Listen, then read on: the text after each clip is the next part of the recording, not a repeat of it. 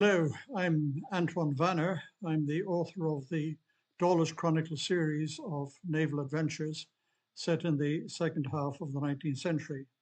And they uh, feature the life and adventures of a Royal Navy officer, Nicholas Dawlish. There are 12 books in the series so far, and I'm at work on the 13th. But each one of them can be read as a standalone, as a story in its own rights. But if you want to really begin the series and you haven't done so before, the place to start is the earliest book chronologically, Britannia's Innocent. Now, in Britannia's Innocent, you're going to meet Nicholas Dawlish at the age of 19. He's a midshipman who's just returned from service in the West Indies. He's on the cusp of promotion to sub-lieutenant, and he's got some months of leave to enjoy in Britain. He accepts the invitation of a friend to spend time on the family estate. And when he gets there, he finds himself, to his surprise, meeting a number of very influential people. Once they've summed him up, they make a proposal to him to join an unofficial expedition to support the small nation of Denmark, which is now under attack. 1864 is a very significant year because Bismarck's Prussia is now flexing its muscles militarily, and with its temporary ally Austria, it has launched an attack on the small nation of Denmark. Through its own political folly, Denmark has left itself with no allies and few friends. It's also an important time when, in the sense that the Civil War is raging in North America between North and South, and the Confederate Navy is operating on the world's oceans, devastating Union shipping, Union commercial shipping, as far away as the Indian Ocean and the East Indies. And there's another Confederate raider just about to set to sea. So put all these things together and you find a maelstrom into which Dawlish is going to be plunged.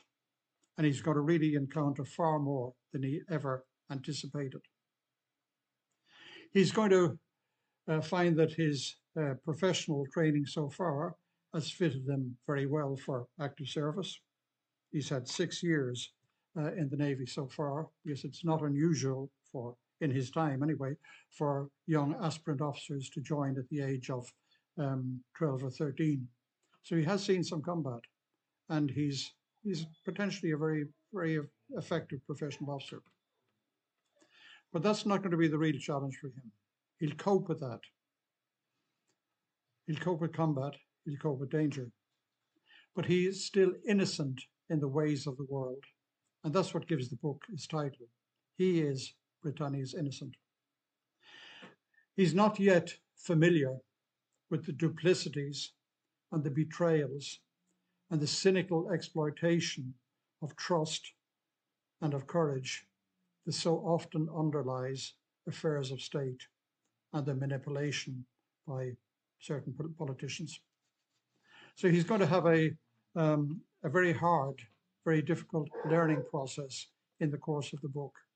He'll experience combat on land and at sea, but he'll also encounter, as I say, those brutal, cynical realities that he'll have to encounter later in his life. And that experience is going to make him the sort of man that he'll be and that you'll encounter in later books in the series. I hope you'll join him on his journey from this first book, 1864, right up to the latest in the series, which is 1888. He's maturing all the time and gaining in responsibility. So with that, I hope you might be tempted to begin the series with Britannia's Innocent. If you're watching this on my website, you'll see over to the left an image of the cover. Click on it and you'll find out more about it, how to source it, etc., as a paperback or as a Kindle. And if you're a contributor to Kindle Unlimited, you can actually read it and all the other books in the series at no extra charge. So thank you very much for watching, and signing off now. Best wishes, Antoine Vanner.